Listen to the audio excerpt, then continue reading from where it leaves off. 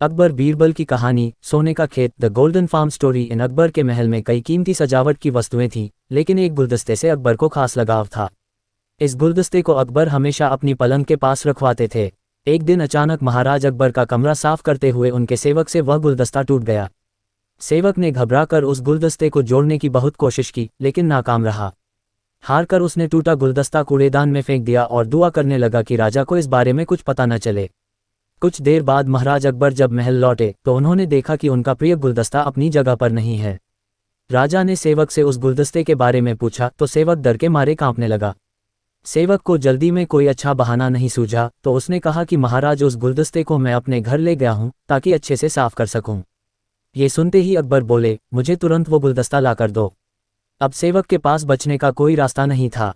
सेवक ने महाराज अकबर को सच बता दिया कि वो गुलदस्ता टूट चुका है। ये सुनकर राजा आग बबूला हो गए। क्रोध में राजा ने उस सेवक को फांसी की सजा सुना दी। राजा ने कहा, झूठ मैं बर्दाश्त नहीं करता हूं। जब गुलदस्ता टूट ही गया था तो झूठ बोलने की क्या जरूरत थी। अगले दिन इस घटना के बारे में जब सभा में जिक्र हुआ तो बीरबल ने इस बात का विरोध किया। बीरबल बोले कि झूठ हर व्यक्ति कभी न कभी बोलता ही है। किसी के झूठ बोलने से अगर कुछ बुरा या गलत नहीं होता तो झूठ बोलना गलत नहीं है। बीरबल के मुंह से ऐसे शब्द सुनकर अकबर उसी समय बीरबल पर भड़क गए। उन्होंने सभा में लोगों से पूछा कि कोई ऐसा है यहाँ जिसने झूठ बोला हो। सबने राजा को कहा कि नहीं, वो झूठ नहीं बोलते। ये बात सुनते ही राजा ने बीरबल को राज्य से निकाल दिया। राज दरबार से निकलने के बाद बीरबल ने ठान ली कि वो इस बात को साबित करके रहेंगे कि हर व्यक्ति अपने जीवन में कभी न कभी झूठ बोलता है। बीरबल के दिमाग में एक तरकीब आई, जिसके बाद बीरबल सीधे सुनार के पास गए। उन्होंने जौहरी से सोने की गेहूं जैसी दिखने वाली बाली बनवाई और उसे लेकर महाराज अकबर की सभा में पहुंच गए। अकबर ने जैसे ही बीरबल को सभा में देखा तो पूछा कि अब तुम यहाँ क्यों आए हो। बीरबल बोले, जहां पनाह आज ऐसा चमत्कार होगा जो किसी ने कभी नहीं देखा होगा। बस आपको मेरी पूरी बात सुननी होगी। राजा अकबर और सभी सभापतियों की जिज्ञासा बढ़ गई और राजा ने बीरबल को अपनी बात कहने की अनुमति दे दी। बीरबल बोले, आज मुझे रास्ते में एक सिद्ध पुरुष के दर्शन हुए।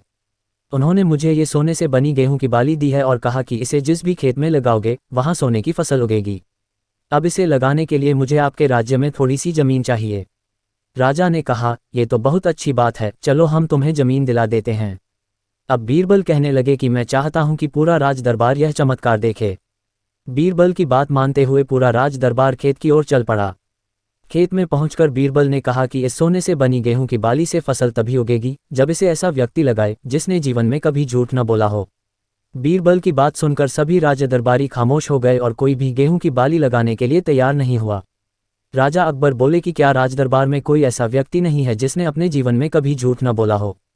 सभी खामोश थे। बीरबल बोले, जहां पनाह अब आप ही इस बाली को खेत में रोप दीजिए।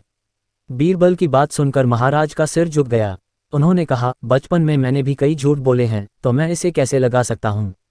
इतना कहते ही बादशाह अकबर को ये बात समझ आ गई कि बीरबल सही कह रहे थे कि इस दुनिया में कभी न कभी सभी झूठ बोलते हैं। इस बात का एहसास होते ही अकबर उस सेवक की फांसी की सजा को रोक देते हैं। कहानी से सीख, बिना सोचे समझे किसी को बड़ा दंड नहीं देना चाहिए। हर काम को सोच विचार कर ही किया जाना चाहिए। साथ ही एक छोटे से झूठ की वजह से किसी व्यक्ति का आंकलन भी नहीं किया जाना चाहिए, क्योंकि कुछ परिस्थितियां ऐसी होती है कि लोग झूठ बोल देते हैं।